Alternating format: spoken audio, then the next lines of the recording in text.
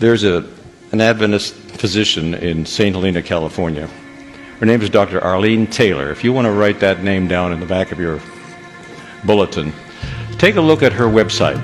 She's a brain specialist. She works with the brain surgeons and the neurosurgeons and the brain specialists, but she's especially been involved with neurosurgeons that are not Adventists, that they're not even Christian. They don't believe in God. And they've discovered something very unique. Jeannie actually, when heard her, did powerful research about the brain, and I've gone to her website, communicated with her. She reports about these non-believer brain surgeons and specialists who are now doing laboratory experiments on, are you ready for this? Prayer. Now, I took chaplaincy at Loma Linda and so forth, and I know that the hospital doctors and surgeons are always happier when an imam or a bishop or a priest or a minister or a person will come in and have prayer with the patient before surgery.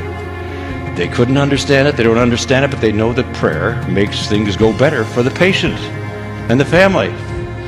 But how do you prove that in a laboratory? Because science in medicine is all based on testing and laboratory. You know, you've got certain drugs, you take some of the real thing and the others are placebo, right? And then they decide which ones to put on the market. How do you test prayer in a laboratory? You know, Ellen White says something about this. She says that when we pray, the brain emits electrical impulses. Now, I personally believe that God has a great big cosmic computer, and that big screen, he can catch those prayers, and he can also communicate with me that way. But scientists now, Dr. Taylor says this, in blind studies, they have put these electrodes on your head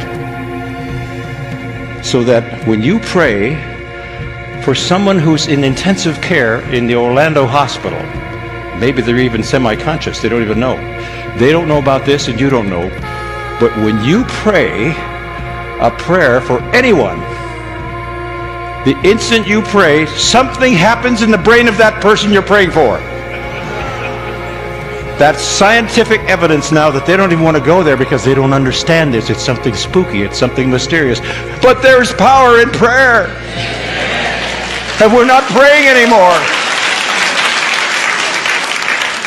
Listen to this. I am not finished yet.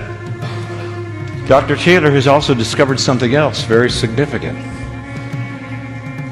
And that has to do with reading something spiritual, devotional.